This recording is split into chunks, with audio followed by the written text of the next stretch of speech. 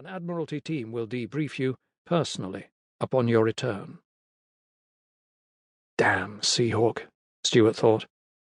The submarine's destination was not the easiest place to reach undetected.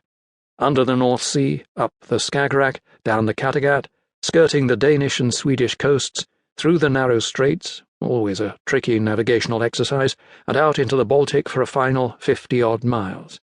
Then inland into waters that undeniably belonged to the DDR, East Germany, crawling with Eastern Bloc shipping, not to mention Russian submarines from bases at Rostock and Stralsund.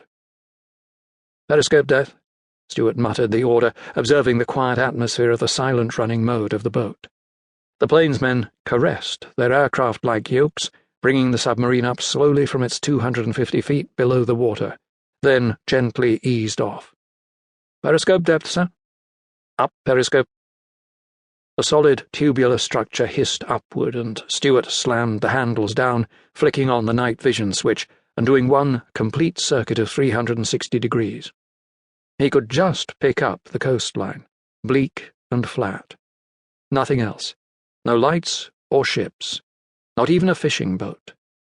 "Down, periscope." He knocked the handles up, took 2 steps across the control room to the radio array, and picked up the internal broadcast microphone, switching it on with his thumb and speaking in almost a whisper. "Seahawk to the control room, please." Up in the fore ends, surrounded by red-marked safety equipment, just behind a bank of torpedo tubes in the only space available for passengers, Seahawk and his 2 companions heard the captain's voice as they lay on makeshift bunks 4 feet above the deck. Already, having had plenty of warning prior to the approach to the RV, they were kitted out in black rubber diving suits, each with waterproof holsters attached to his belt, while the cumbersome folded inflatable had been unstowed and now lay within reach. Seahawk swung his feet onto the metal deck and, without undue haste, made his way abaft to the control room.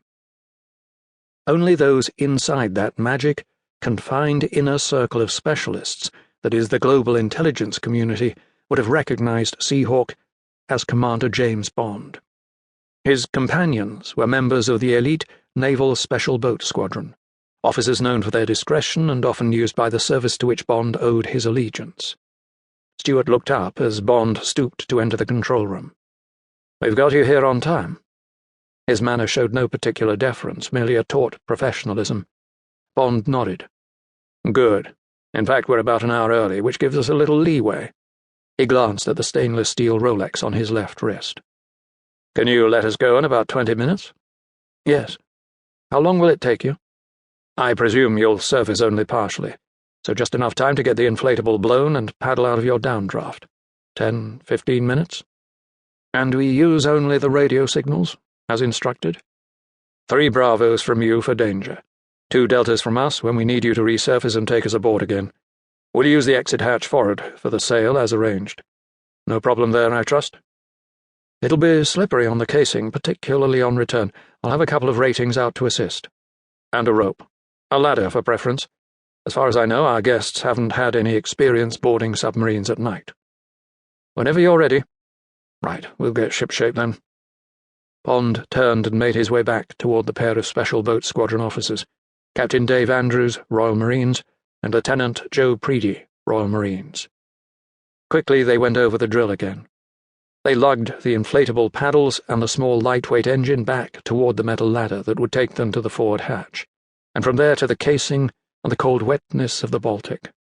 2 ratings and oilskins already waited for them, and the entire party stood at the foot of the ladder, one of the ratings ready to scramble up as soon as the order came. In the control room, Lieutenant Commander Stuart had taken another quick look around through the periscope, and, as it was lowered, gave the order to surface to casing and black light. As the second command was obeyed, the interior of the boat became completely dark, but for the glow of instruments in the control room, and the occasional flicker of a heavily shaded red torch. One such was carried by the rating at the foot of the ladder.